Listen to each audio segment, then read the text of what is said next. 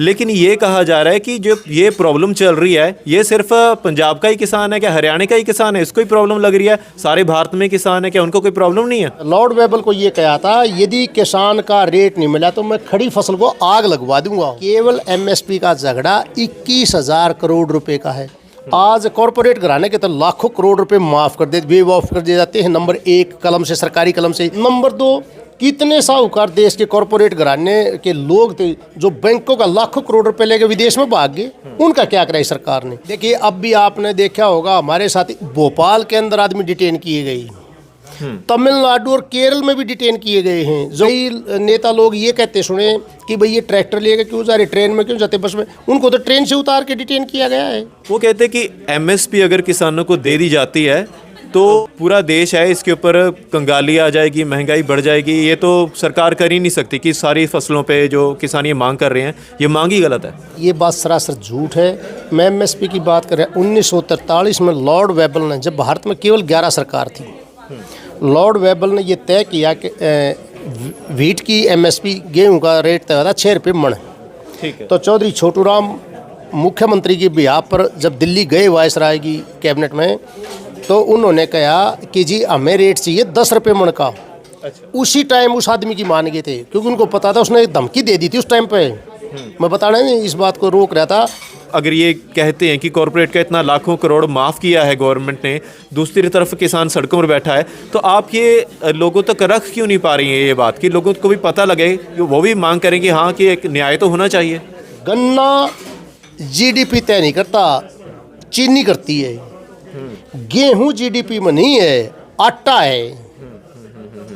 ये क्या है? ये वो है कि किसान तो पैदा करता है, महाजन उसको खरीद कर, कॉर्पोरेट घराने खरीदते, वो सरकार से नीतियां बनवाते हैं। उसने उनके संबोधन से पहले कहा था पगड़ी संभालो जट्टा।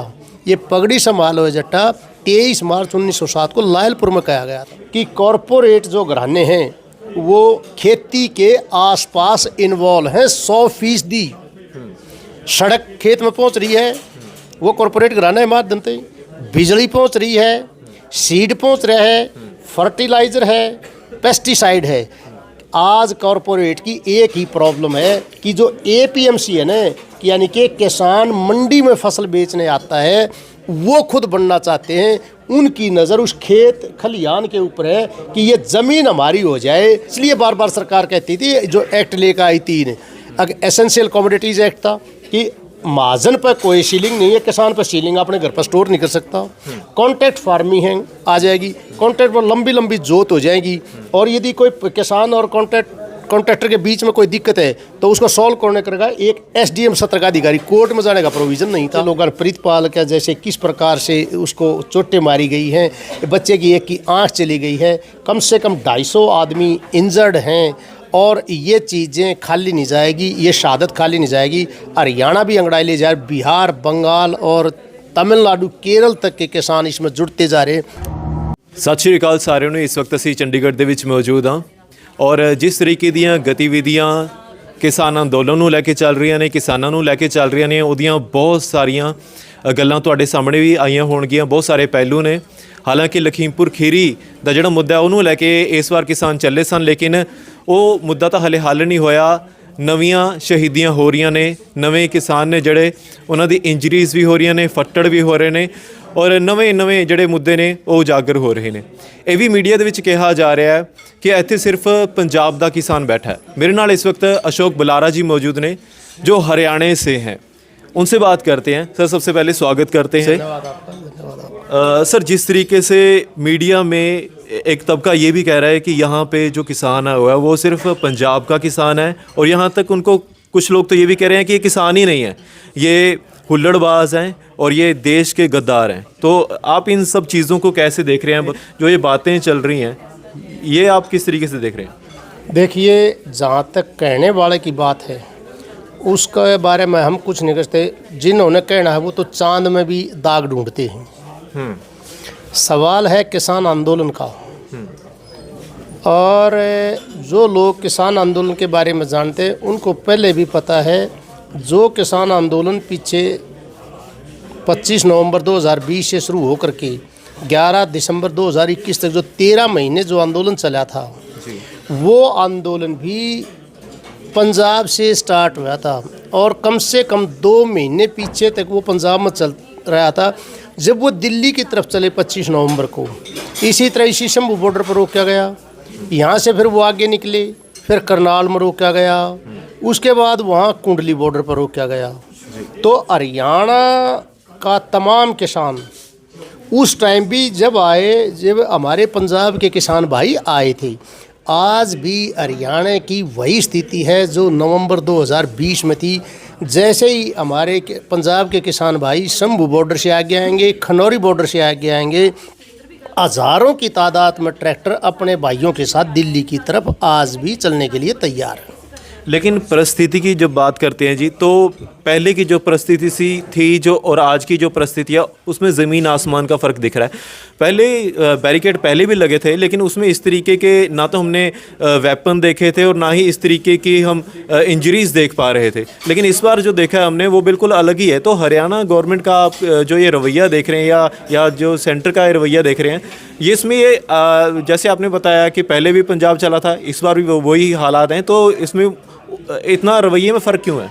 देखिए, अब पिछले आंदोलन में जो सेंट्रल गवर्नमेंट की जो फोर्सेस थी, पैरामिलिट्री फोर्स वगैरह, वो जाके कुंडली बैरियर पर लगी थी।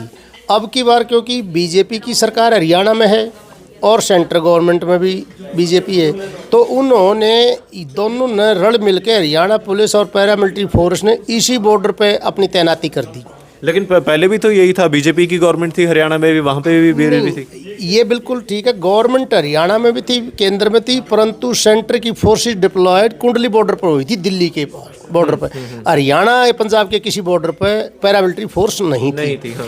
तो मेरा सवाल वही है कि जब पहले नहीं थी तो इस बार क्या खतरा महसूस हो गया?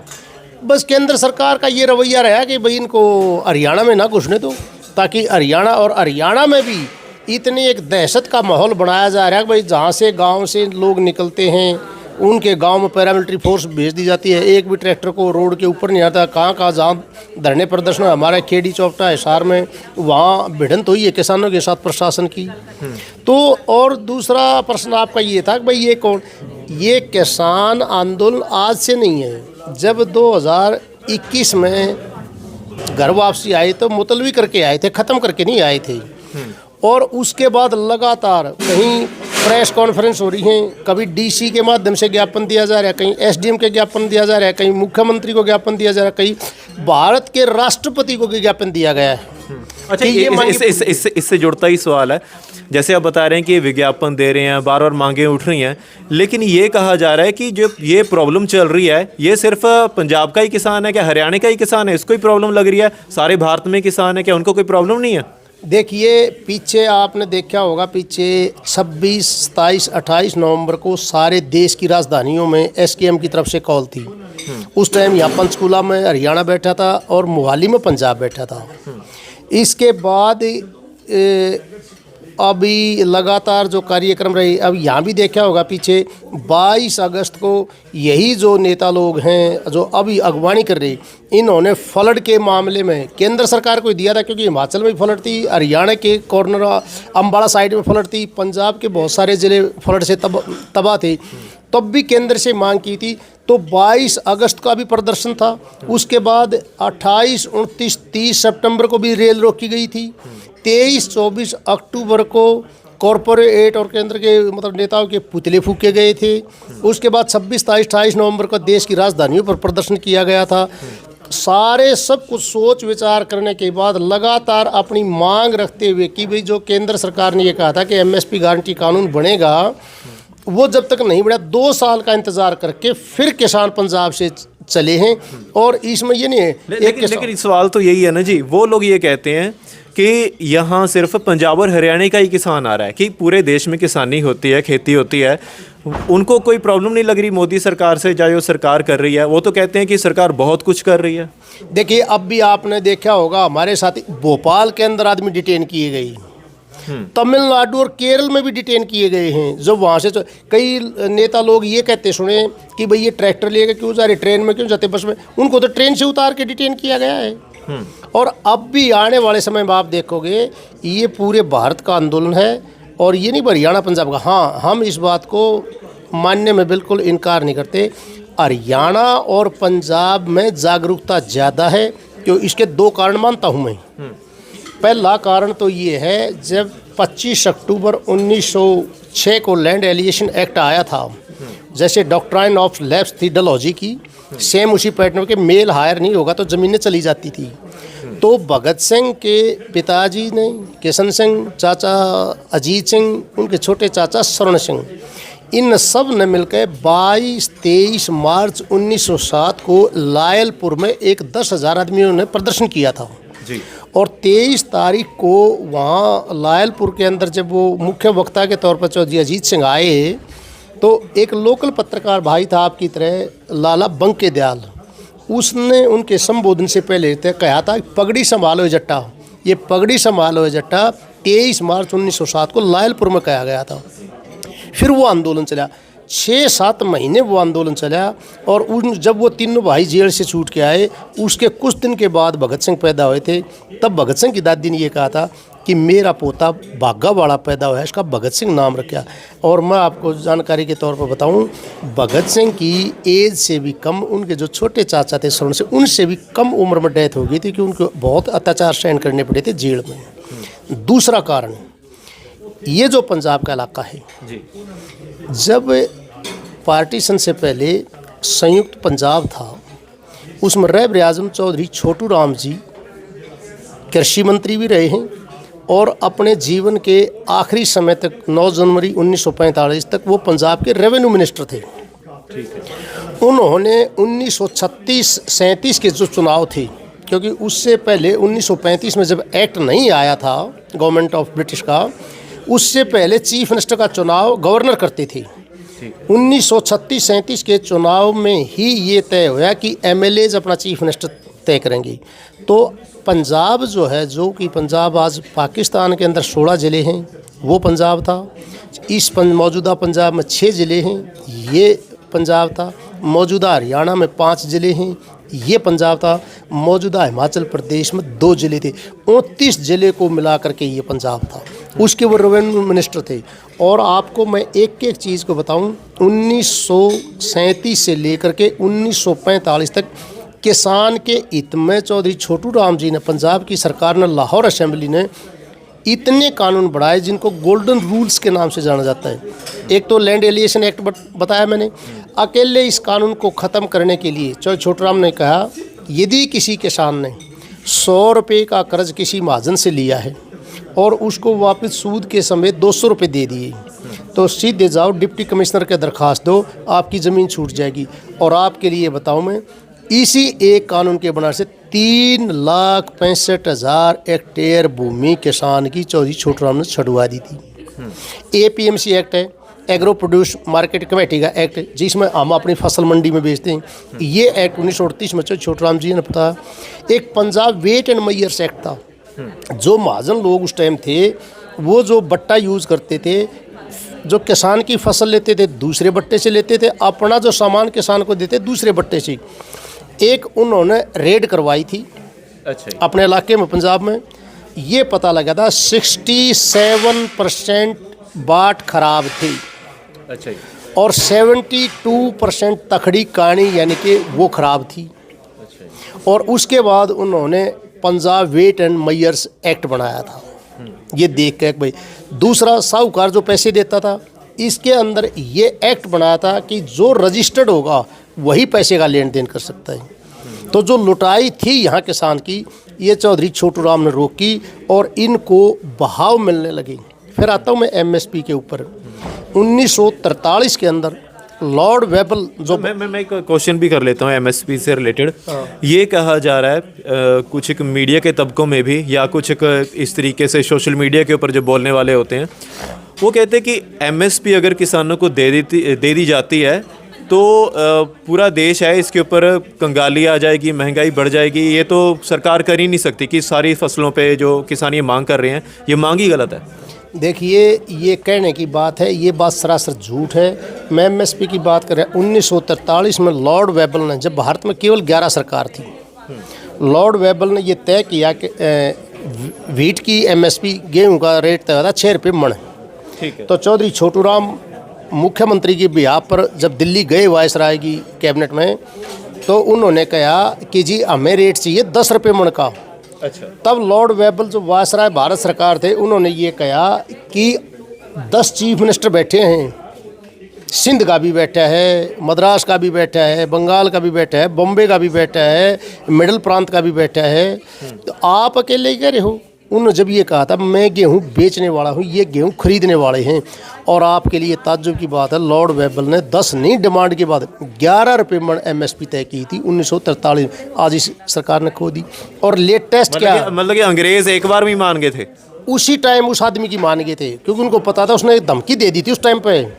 मैं बताना नहीं इस बात को रोक रहा था। लॉर्ड वेबल को ये कहा था यदि किसान का रेट नहीं मिला तो मैं खड़ी फसल को आग लगवा दूंगा। आपने पीछे देखा हुआ जब 13 महीने किसान आंदोलन चला तो बहुत से नौजवानों ने अपनी खेती खराब कर दी थी। वो वही इकरा था कि छोटूराम ने जो 1943 में कहा था। और आज एक क्रिशल की रिपोर्ट आई है, केवल MSP का झगड़ा 21,000 करोड़ रुपए का है। आज कॉरपोरेट घराने के तो लाखों करोड़ रुपए माफ़ कर दे, वेव ऑफ कर दिए जाते हैं। नंबर 1 कलम से, सरकारी कलम से। नंबर 2, कितने साहूकार देश के कॉरपोरेट घराने के लोग थे जो बैंकों का लाखों करोड़ रुपए लेके विदेश में भाग गए, उनका क्या कराई सरकार ने। और अपने किसान ने जो कि इनके गोदाम भरता है। आज हमारा देश अन्न के मामले में किसी पर निर्भर नहीं है। पूरा अनाज है, 2 साल का अनाज एडवांस में हमारे पास है, तो उस किसान के साथ MSP नहीं दी जा रही। एक छोटा सा मामला है, किसान क्या कह रहा है कि मैं जो फसल उगाऊंगा उसका MSP बहुत सी फसलों पर मिल भी रहा है, परंतु मुझे ये गारंटी मिले कि सरकार खरीदे या प्राइवेट खरीदे कि ये गारंटी इससे नीचे नहीं जाएगा। आज सूरजमुखी है या मक्का है, MSP का पता लगता है कि उसका कहीं 3,000 रुपये, बिहार जैसी स्टेट में तो 1200 में बिक रहे हैं। पीछे हरियाणा में भी सूरजमुखी का 600 रुपये का अंतर था, सरकार का रेट कुछ था, बिक रही थी वो 600 रुपये कम पे। तो वो भावांतर योजना है, जो बीच में जो गैप का था वो सरकार ने भरने के लिए बोला पीछे। जब इसके लिए भी सूरजमुखी के लिए पर्टिकुलर हरियाणा में आंदोलन है और सरकार ने ये मानी कि हम इसकी जो 600 रुपये का गैप है ये भावांतर में पूरा करेंगे। तो सवाल इस बात का है। मैं एक और चीज़ जोड़ देता हूँ। मुझे ऐसे लगता है जी, जो कि कहा जा रहा है कि MSP अगर सरकार खरीदेगी तो कंगाली आ जाएगी या महंगाई बढ़ जाएगी, तो ये अगर हम वैसे देखें, सरकार अगर खरीदेगी किसानों से तो सरकार कौन सा अपने पास उसको बिठा के रखेगी या रोक के रखेगी। किसान आगे जो है, जो देश के जो नागरिक हैं या जो देश की पॉपुलेशन है उन्हें देगी। बस ये फ़र्क हो सकता है, अगर किसान से 10 रुपये में वो खरीदी जा रही है तो आम पब्लिक को 12 रुपये में मिल सकती है। बस यही होगा। आज जो हो रहा है वो अगर किसान से 10 रुपये में खरीदी जा रही है कोई चीज़ या कोई फसल, तो आगे वो 30 रुपये 40 रुपये ये लग रहा है फसल का रेट। देखिए, ये बिल्कुल आपकी वाजिब बात है। यदि आज सरकार एक शब्द कह ले कि हिंदुस्तान की तमाम, उसमें सब्जी भी आ गई, फल भी आ गई, जिन पे MSP नहीं है, तमाम फसल यदि प्रक्योर सरकार कर ले तो 17 लाख करोड़ रुपए लगते हैं, जबकि जो मौजूदा चलता है वो 14.5 लाख करोड़ का है। ये 3,50,000 करोड़ का मामला बीच में गैप आता था जबकि आज क्रिशल की जो रिपोर्ट आई है, क्योंकि क्रिशल की जो रिपोर्ट आई है वो 16 फसलों पर है, 23 की बात करती है सरकार, वो 16 का आंकड़ा आया है। और 16 का आंकड़ा इसलिए आया कि उसमें 90% फसल कवर होती है। यदि उनको हम मान लें तो केवल 21,000 करोड़ रुपए सरकार ने लगाने पड़ते हैं। परंतु मैं आपको बताऊं, दुर्भाग्य किसान का क्या है, असली जो इसके पीछे फंडा है, आपकी बात बिल्कुल वाजिब है। क्या सरकार कोई चीज़ खरीदेगी अपने पास थोड़े न रखेगी। अब गेहूँ खरीदते हैं तो आटा PDS के माध्यम से जाता है, फौज को भी जाएगा, रेलवे में भी जाएगा, सरकार जहाँ जहाँ किसी स्टेट को देना उसको भी दे देगी। सवाल यह है कि सरकार की नीयत क्या है। पहले जब हम छोटे बच्चे थे, हमारे माँ बाप जब थे, ये बताते थे, ऐसे बुजुर्ग हमारे बताते थे कि 80% लोग कृषि पर निर्भर हैं। आज किसान के साथ दोयम दर्जे का भेदभाव ये हो रहा है, गन्ना GDP तय नहीं करता, चीनी करती है। गेहूं GDP में नहीं है, आटा है। ये क्या है? ये वो है कि किसान तो पैदा करता है, महाजन उसको खरीद कर, कॉरपोरेट घराने खरीदते, वो सरकार से नीतियां बनवाते हैं। और जो लास्ट बात मैं आपको बताता हूँ, एक करक्ष ये है कि कॉरपोरेट जो घराने हैं वो खेती के आसपास इन्वॉल्व हैं 100%। सड़क खेत में पहुंच रही है, वो कॉरपोरेट घराने के माध्यम से, बिजली पहुंच रही है, सीड पहुंच रहा है, फर्टिलाइज़र है, पेस्टिसाइड है। आज कॉरपोरेट की एक ही प्रॉब्लम है कि जो एपीएमसी है ना, कि यानी कि किसान मंडी में फसल बेचने आता है, वो खुद बनना चाहते हैं। उनकी नज़र उस खेत खलिहान के ऊपर है कि ये ज़मीन हमारी हो जाए, प्रोडक्शन में हम आ जाएं, रिटेल में, मार्केटिंग में हम हैं, जद्दोजहद ये है। ये एमएसपी भी बाद में तय होगा। उनकी नीयत ये है कि इस खेत खलिहान, इसलिए बार बार सरकार कहती थी, जो एक्ट लेकर आई थी ने, अगर एसेंशियल कमोडिटीज़ एक्ट था कि महाजन पर कोई सीलिंग नहीं है, किसान पर सीलिंग अपने घर पर स्टोर नहीं कर सकता।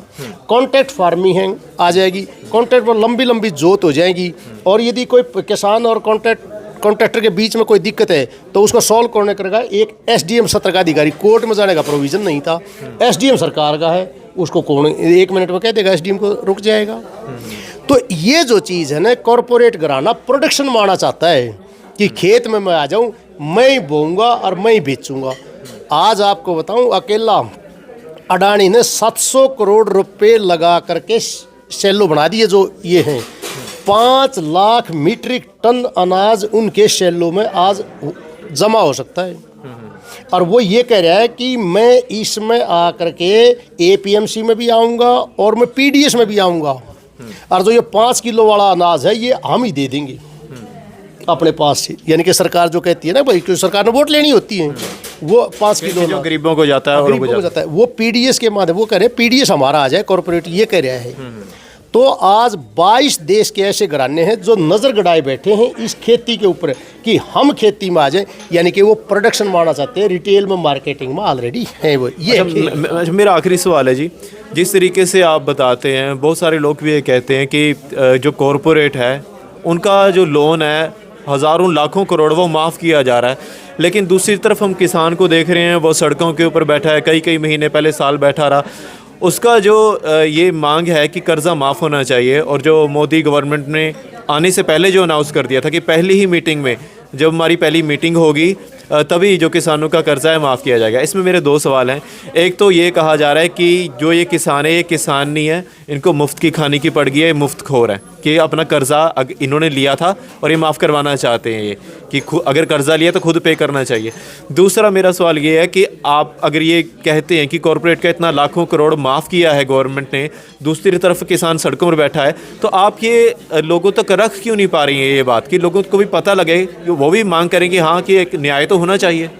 देखो, टोटल कर्जा माफ़, हमें ये डिमांड हमारी कर्जा माफ़ किसान और मजदूर का आज लगभग 16 लाख करोड़ का कर्जा है, जिसमें से लगभग 8 लाख करोड़ रुपए है टर्म लोन और 7.34 करोड़ है केसीसी लिमिट का, जो किसान क्रेडिट कार्ड रखता है।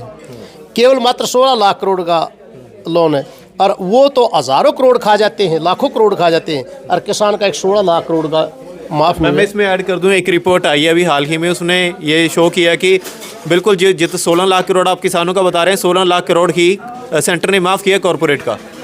वो तो एक झटके में, एक कलम से कर देते हैं ना, इसीलिए ये आंदोलन कर रहे हैं। आपका जो सवाल शुरू में था कि ये पंजाब का एक धड़े का, ऐसा नहीं है। शुरुआत करने वाला कोई होता है, जब लाइन बनती है पीछे चलने वाले बहुत होते हैं। बहुत से किसान संगठन साथ हो लिए हैं, और हरियाणा की मैं आपको बताऊं, हरियाणा की स्थिति ठीक है, पुलिस की ज़बरदस्ती बहुत ज़्यादा चल रही है, लोगों को निकलने नहीं दिया जा रहा है, एक जेल की तरह माहौल बना जाए, परंतु एक रोहतक में धरना चल रहा है, एक हिसार में चल रहा है, एक दादरी के अंदर चल रहा है, और अगले आप 3-4 दिन में देखोगे हरियाणा की जो खाप पंचायतें हैं वो इकट्ठी होकर के सैकड़ों खाप ये फैसला लेंगी कि इस आंदोलन में बढ़ चढ़ करके और तेजी लाएंगी। अच्छा, ये मेरा एक और सवाल ले लीजिए आखिर में, जो ये कहा जा रहा है कि पासपोर्ट रद्द होंगे और वीज़े रद्द होंगे, इसमें इस चीज़ को जो हरियाणा के किसान है वो कैसे देख रहे हैं? देखो, इस चीज़ का लोग खाप पंचायतें कैसे देख रही हैं? इस चीज़ का खापों में, लोगों में बहुत भारी रोष है। इसका मतलब ये डराने का काम ये किया जा रहा है कि कल न कोई आंदोलन में जाए, न कोई उसको डरा दो तेरा पासपोर्ट रद्द हो जाए। भाई पासपोर्ट मतलब हरियाणा सरकार ने बढ़ाए थे जो रद्द कर देगी, केंद्र की एजेंसी है, और वो वकील साहब ये बिल्कुल ठीक यहाँ भी बोला था। भाई जब आप फेडरल सिस्टम है, ये सेंट्रल गवर्नमेंट के काम है, और आप ये दबाव दे के, तो इसका मतलब आंदोलन से रोक रहे हो। परंतु लोग इन बातों में आने वाले बिल्कुल नहीं हैं। ये आंदोलन तेज होगा। शुभकरण ने अपनी शहादत दी है। बहुत से लोगों ने प्रीतपाल का जैसे किस प्रकार से उसको चोटें मारी गई हैं, बच्चे की एक की आँख चली गई है, कम से कम 250 आदमी इंजर्ड हैं और ये चीज़ें खाली नहीं जाएगी, ये शहादत खाली नहीं जाएगी। हरियाणा भी अंगड़ाई ले जाए, बिहार, बंगाल और तमिलनाडु, केरल तक के किसान इसमें जुड़ते जा रहे हैं। टाइम लग सकता है पर सब किसान इसके साथ खड़े होंगे। ਬਹੁਤ ਬਹੁਤ ਧੰਨਵਾਦ ਜੀ ਆਪਣਾ ਕੀਮਤੀ ਸਮੇਂ ਦੇਣ ਕੇ ਲਈ। ਸੋ ਅਸੀਂ ਗੱਲਬਾਤ ਕਰਨ ਦੀ ਕੋਸ਼ਿਸ਼ ਕਰ ਰਹੇ ਸੀ, ਜਾਣਨ ਦੀ ਕੋਸ਼ਿਸ਼ ਕਰ ਰਹੇ ਹਾਂ ਕਿ ਕੀ ਸਿਚੁਏਸ਼ਨ ਹੈ ਔਰ ਜਿਹੜੇ ਵੱਖ-ਵੱਖ ਪਹਿਲੂ ਹੈ ਕਿ ਇੱਕ ਪਾਸੇ ਤਾਂ ਇੰਜਰੀਜ਼ ਵੀ ਹੋ ਰਹੀਆਂ ਨੇ, ਕਿਸਾਨ ਘਾਇਲ ਵੀ ਹੋ ਰਹੇ ਆ, ਸ਼ਹੀਦੀਆਂ ਵੀ ਹੋ ਰਹੀਆਂ ਨੇ, ਦੂਸਰੇ ਪਾਸੇ ਜਿਹੜੀਆਂ ਕਿਸਾਨਾਂ ਦੀਆਂ ਮੰਗਾਂ ਨੇ ਔਰ ਮੰਗਾਂ ਵੀ ਕਿਸਾਨ ਉਹੀ ਕਹਿ ਰਹੇ ਆ ਕਿ ਜਿਹੜੀਆਂ ਅਸੀਂ 2020 ਦੇ ਅੰਦੋਲਨ ਦੇ ਵਿੱਚ ਸਰਕਾਰ ਦੇ ਸਾਹਮਣੇ ਰੱਖੀਆਂ ਸੀ ਔਰ ਸਰਕਾਰ ਉਹ ਸਾਰੀਆਂ ਮੰਗਾਂ ਨੂੰ ਲੈ ਕੇ ਉਹਨਾਂ ਨੇ ਅਖੀਰ ਦੇ ਵਿੱਚ ਇਹ ਕਿਹਾ ਸੀਗਾ ਕਿ ਇਹ ਸਾਰੀਆਂ ਮੰਗਾਂ ਤੁਹਾਡੀਆਂ ਮੰਨੀਆਂ ਜਾਣਗੀਆਂ। 3 ਖੇਤੀ ਜਿਹੜੇ ਕਾਨੂੰਨ ਸੀਗੇ ਉਹ ਵੀ ਰਿਪੀਲ ਹੋਏ ਸੀ, ਲੇਕਿਨ ਉਹਨਾਂ ਹੀ ਮੰਗਾਂ ਨੂੰ ਲੈ ਕੇ ਦੁਬਾਰਾ ਕਿਸਾਨ ਸੜਕਾਂ ਦੇ ਉੱਤੇ ਬੈਠੇ ਨੇ। ਹੁਣ ਵੇਖਣ ਵਾਲੀ ਗੱਲ ਹੈ ਕਿ ਇਹ ਸਾਰੀਆਂ ਜਿਹੜੀਆਂ ਪਰਿਸਥਿਤੀਆਂ ਚੱਲ ਰਹੀਆਂ ਨੇ ਇਹਦਾ ਅਖੀਰ ਦੇ ਵਿੱਚ ਹੁਣ ਅਸਰ ਕਿਸ ਤਰੀਕੇ ਦਾ ਕਿਸਾਨਾਂ ਦੇ ਉੱਤੇ ਪੈਂਦਾ ਔਰ ਸਰਕਾਰ ਦੇ ਉੱਤੇ ਪੈਂਦਾ। ਜੁੜਨ ਲਈ ਬਹੁਤ ਬਹੁਤ ਧੰਨਵਾਦ। ਸਤਿ ਸ਼੍ਰੀ ਅਕਾਲ।